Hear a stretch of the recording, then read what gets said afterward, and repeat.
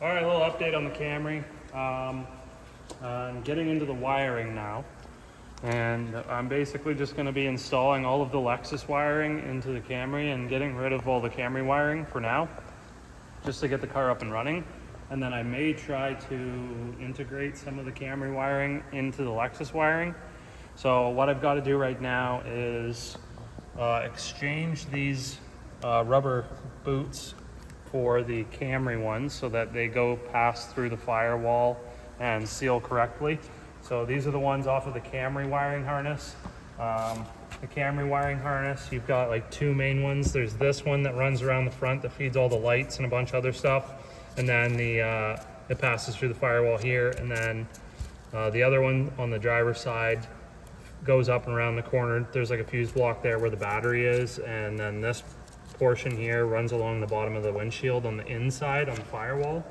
So you can see I've got all these connectors drawn out with all the wiring pinouts of everything, just because there wasn't really good information that I could find for exact wire pinouts. And the reason I have to write all this stuff down is because I need to de-pin all of these connectors off of the end of this wiring harness so that I can get this boot off. And then, because all the connectors are too big, right? So they're not gonna fit through these little holes. So I'm almost done that. And then I will be able to take these off, swap the other ones on, put them in the car. We'll go take a look at the car, I'll show you. There's quite a bit of wiring, obviously, as you can tell. There's wiring scattered all over the shop. There's two complete wiring harnesses, or two complete cars worth of wiring harnesses, rather. But you can see here I've got the sound deadening installed. So I've got all the seam sealer and welding and paint. That's all completed. And then over the last couple days, I've put this sound deadening in. And that's just really gonna keep the noise down, keep some of the heat out, and yeah, just make it overall better ride quality. So the wiring actually comes through this. This is one of the holes. And then on the other side, it's the exact same thing. So it's a little, the layout between the two cars is different between the Lexus and the Camry. The Camry, the wiring harnesses come out of those two holes. Plus we've got the engine wiring harness all goes through this hole, and the ECM sits just behind there. And there's also a couple other modules in there as well to plug in. But then with the Lexus wiring, the ECU is out front here and actually sits inside of a sealed box where there's actually this ventilation hose that goes into that box, and the radiator sends cool air into that box to keep the PCM or ECM cool, which is kind of neat.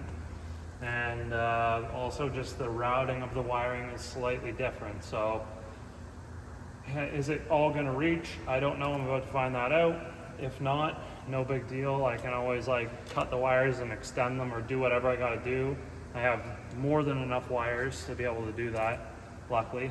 And another nice thing is, because the two vehicles are made by Toyota, a lot of the pinouts and like the actual terminals on the ends of the wiring are the same or similar. So if I have to like make anything or modify anything, I can just de-pin and, you know, repin the connectors where I need them to be in order to complete certain circuits and make my own circuits. So there's a lot of electrical